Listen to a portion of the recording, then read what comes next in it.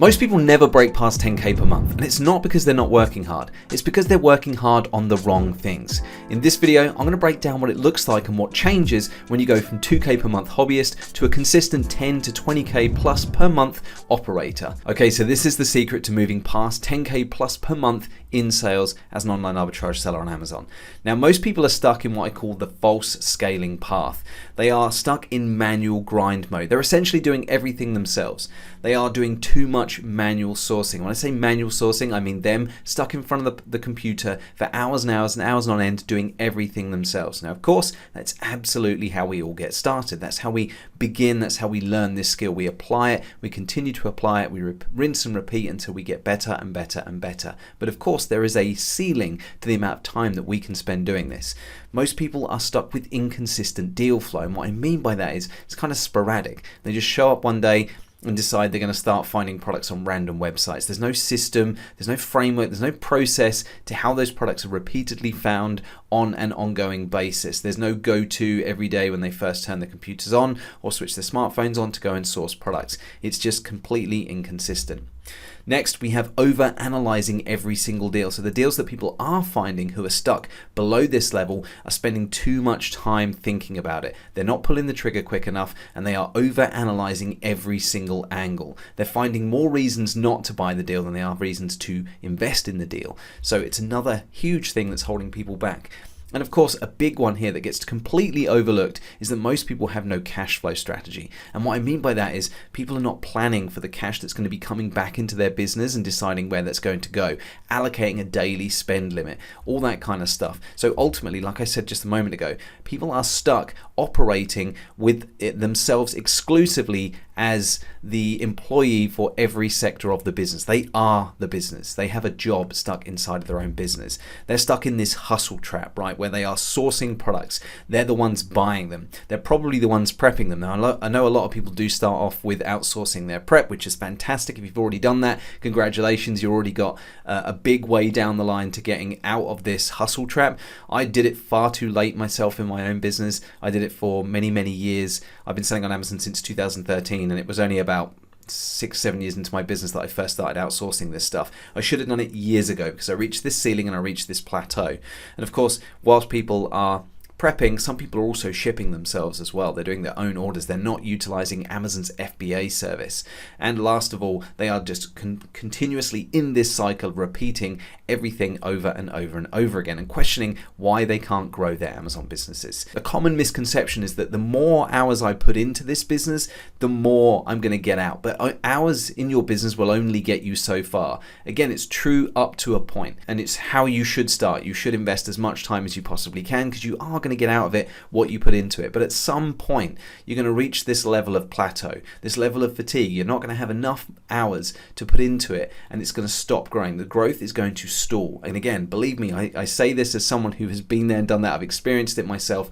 I made these exact mistakes. So with that in mind, let's consider what linear growth looks like versus exponential growth. So linear growth is when you are just focusing on putting more and more of your time into your business and not taking elements of your business and outsourcing and delegating those to other people.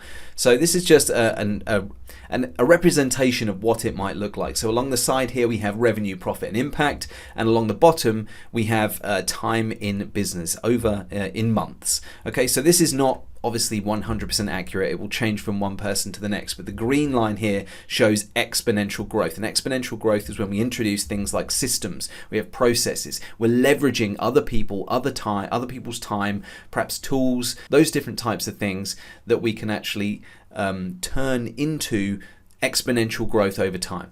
And again, we get this sweeping hockey stick effect that goes up. And it starts slower and it picks up gradually over time. Whereas when we compare that to linear growth does plateau. It does reach a point where there's no more time that can be put in, or no more additional result that can be put in from extra time being spent in the business. Because again, you are just one person. There are only so many hours in a day.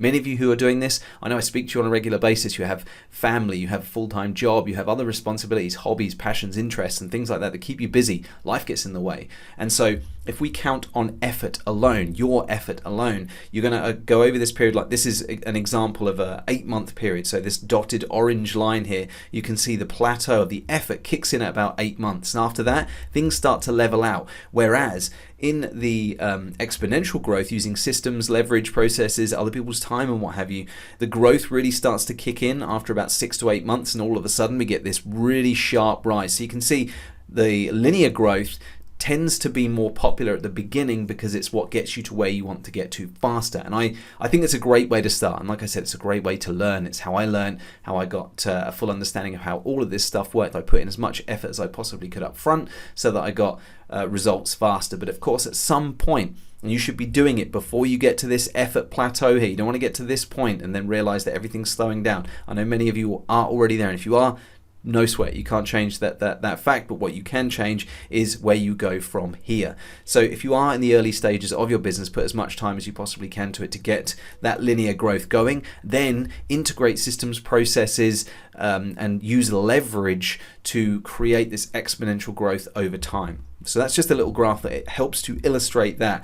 Now, Michael Gerber, some of you might have heard of Michael Gerber. He wrote the book called The E-Myth and The E-Myth Revisited. And a quote from him is that you should be working on your business, not in your business. And let's talk about the distinction between those two, because for some people that might not be 100% clear. So what does it mean to work in your business versus on your business? Well, if you're working in your business, you're going to be doing things like this. You're going to be checking deals manually yourself every single day. You're going to be prepping and packing orders. You're going to be buying based on gut instinct and very often emotional, like making emotional decisions. Lots of people are also managing spreadsheets entirely on their own without using AI, without using VAs, without using any kind of tools or systems or processes. They're just managing spreadsheets they cooked up on their own.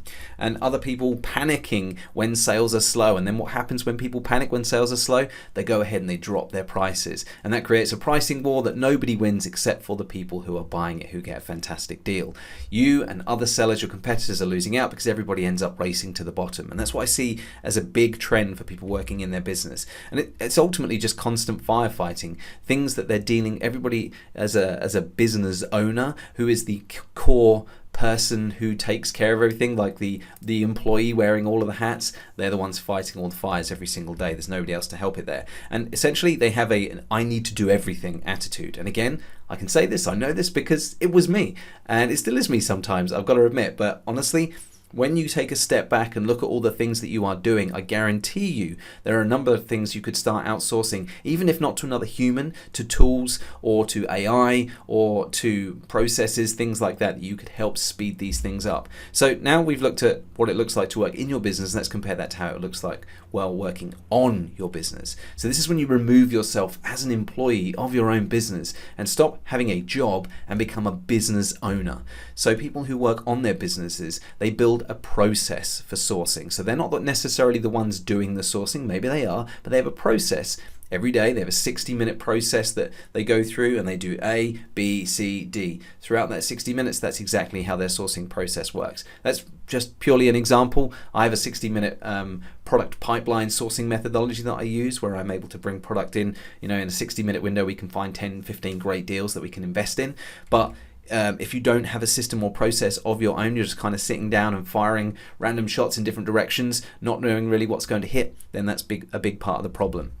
Another thing that you can do to work on your business, and that is common amongst people who do, is to outsource their products, their prep to a prep center. And again, if you haven't already done this, you'll need to be working with Amazon FBA for this to kind of work. But for anyone who's not familiar with a prep center, they will essentially receive your goods from the online retailer, they'll prepare them for sale, and they'll forward them on to Amazon's fulfillment center where they're stored until sold. That means that you are location independent. It means that you can be on vacation and still be ordering products and have someone else taking care of that. So again, you remove yourself from the equation. Everything after the point of the product being purchased is taken care of by somebody else. else when you outsource your prep. Another thing you can do is to lean on data and then use standard operating procedures inside of your business to evaluate deals. Now, we have a process and a framework, a filter, if you like, to run products through where we get an even and an equal result every single time. We call it vitals, and it's as the anagram, it's an anagram, but as the word suggests, the human body has vital signs that basically establish whether or not the human body is fit and healthy, and helps to diagnose what might be wrong with the body. Similarly, deals, products that we're purchasing to resell on Amazon, they have their own vital signs, and we use that system and that framework in order to pass products through it and see which ones come out on top, which ones are the ones that we should be investing in and those that we shouldn't be investing in. So having a system, a framework, a process, a standard operating procedure for running products through is, again, very, very important. And then delegating admin tasks and sort of not low skill tasks, but you know what I'm saying, the things that you don't need to be doing every day, delegating those things onto a VA or a virtual assistant. Typically, virtual assistants are based remotely, independently from your location. I work with a number of different virtual assistants based in the Philippines. We have a team in the Philippines who are doing running projects for us around the clock. They are finding products, they are sharing them with our clients, they are analyzing deals, they're finding discount coupons to reduce margins, helping to place orders, helping to manage inventory. There's all sorts of things that you can have a virtual assistant take care of inside of your business, which then frees you up to be spending time on the revenue generating activities. Then we have tracking KPIs and improving processes. Again, not such a, for many of us, myself included, not the sexiest thing to be doing, but it's one of the high leverage tasks that as a business owner, you can be tracking and measuring your business, understanding it better, knowing the direction that you're heading in, and it's going to help you to better understand your cash flow in the future, make big decisions on whether or not you should take on that line of credit, the big loan, the new credit card, so that you can be buying more product. If you have KPIs and you have processes in place to handle all this stuff, everything is going to flow that much smoother going forward. And last of all, people who are working on their business, they have a very different attitude to the I need to do everything attitude from the people working in their business. People who are working on their business have a how do I make myself redundant attitude. Again, for a lot of business owners or people who have their own businesses who, again, myself included here, you get to be a little bit of a control freak in your own business because you want to know what everything's, you want to know how everything's happening. You want to be the one doing everything because you believe yourself to be the person that's going to do it best, and ultimately that's probably true, but unless you are able to essentially clone yourself and have other people take care of things for you, you're only going to be stuck at a certain level. So if you are able to take a step back and ask the question, how do you make yourself redundant in your business, then it's absolutely a solid path to growth and being able to work on your business rather than in it. So now let's talk about 3 different levers that you can use to make yourself redundant in your business. Essentially replace yourself, remove yourself from the equation, and push past that 10K plus per month barrier in your Amazon online arbitrage business. So first off, we've got systemized deal flow, and you do that by outsourcing your sourcing, having somebody else take care of that for you. It was the biggest challenge for me to hand that off. Like prep, I didn't like prep, so that was fairly easy. It was straightforward and simple. The reason I held on to prep for so long myself was because I didn't want to pay. I wanted to. I felt I was increasing my profit margin by taking care of that myself. And whilst that was true, I was more profitable. I was more profitable in a percentage, but I was less profitable overall with the amount of profit I made at the end of the year because I was spending my precious time as a business owner doing things that I could have been outsourcing to other people. So by outsourcing your sourcing either to a VA or to a service, and even we have things that we have at Marketplace Superheroes here. This is just a screenshot of a couple of different ways in which we help provide products, deals, leads, services, and things like that to our clients. We have different deal leads that are produced by our team. And by the way, if that's something of interest to you, in the comments section below, there's a link where you can book a call and we can discuss how we can help you with that kind of stuff and help you to work more on your business than in your business. But in any case, outsourcing your sourcing is a big way to do just that. Next, we have creating a replen tracker. So products that you pick up on a regular basis the bestsellers that you can replen, you can continue to rebuy. A replen tracker is essentially just a basic spreadsheet where you list off the products that sell well time and time and time again, all the different places that you can buy them from with a link directly to the product. A huge win for a very little amount of effort, and again, that can be something that you outsource or you take care of yourself. Outsourcing it though is obviously the best way forward. And then set up your sourcing inbox. If you haven't already done this, I actually recorded a video talking about this, which we'll provide a link to as well in the description below. You better go to that video and watch how we go about setting up the sourcing inbox. But essentially, it's a way of being able to be the first to know about deals, offers, sale, clearance events, discount coupons, things like that are your favorite places to buy product from. So that's systemized deal flow. Having all of that together is really going to help make yourself redundant in your business. Then we have inventory and cash flow systems. All sounds a little bit unsexy again, but trust me, these are the things that move the needle. So then you have reinvesting your profits. A lot of people are inclined to take profit, take money from their businesses and not to put it back in, and then they wonder why it's not growing. Well, if you're starving your business of the thing, the lifeblood of it, and you're essentially removing the thing that's going to help it to grow, you're not going to grow. You're taking the thing that will provide the growth for you, cash flow. If you take those profits out, let's say you put $1,000 down, then you turn that $1,000 into $1,200. You've got an ROI of 20%. You've turned 1,000 into 1,200. And if you then take 200 out and you're still left with the same 1,000, then you're only going to ever make another 200. Whereas if you put that 1,200 back in and you get 20% ROI on that. My maths aren't great, so I can't tell you what that is off the top of my head, but it would be bigger. You'd make a bigger profit because you get that compounding effect. You get profits on your profits. So reinvesting your profits is a big one. Projecting cash flow, so that's looking at, okay, if I were to make this number of sales, how much would I have left over? So having a tool, a profit and loss tool like Sellerboard, for example. Sellerboard will actually give you a projection on what your sales are likely to be based on historical sales, based on what you've done so far that month, based on what it was like this time last year. It will project out your sales, and you'll be able to use that as a means of being able to give a good guesstimate at how much cash you'll have available in your business to reinvest into more product in the future. So projecting cash flow is a big one, and not overbuying. This is a big one. I see people doing this all of the time. When I'm doing one-to-one reviews with clients, trying to sort of help them push past their boundaries, push past whatever kind of roadblock they've hit or ceiling they've hit in terms of revenue in their businesses, one of the biggest things that's holding them back is inventory that they've overbought.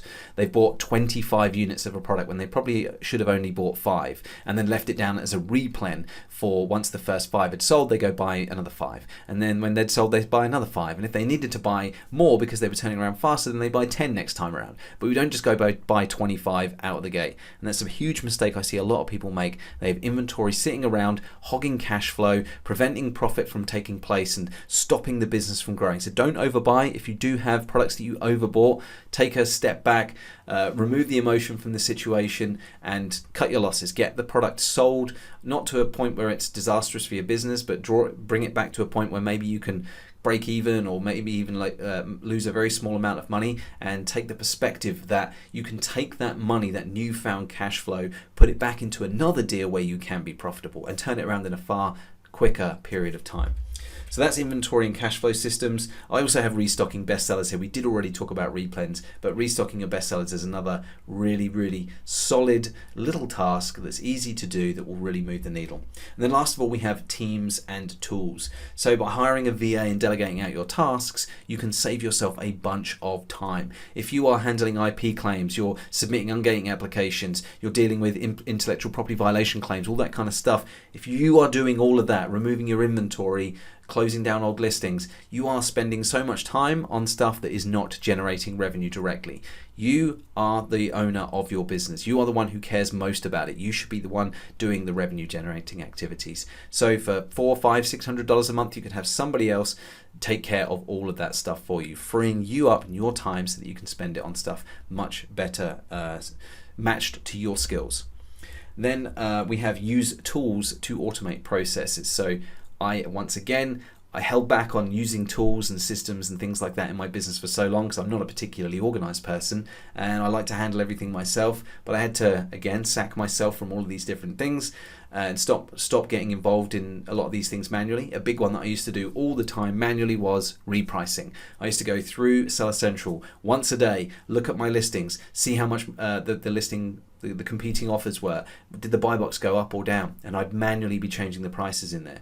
Now, it's silly because I even knew that things like automated reprices existed, but I didn't trust them. I didn't want to give my trust over to these tools, and I wanted to do it myself, which was good for a time. But again, at some point in your business, you will not be able to do those things. And for $30, $40 per month, you can have a tool that completely automates that process based on your rules, and it will take care of everything for you. So I highly recommend that. Before we finish up, I've got one quote I want to leave you with. Now, we don't know who this quote is by, but it's very, very relevant to what we've been discussing.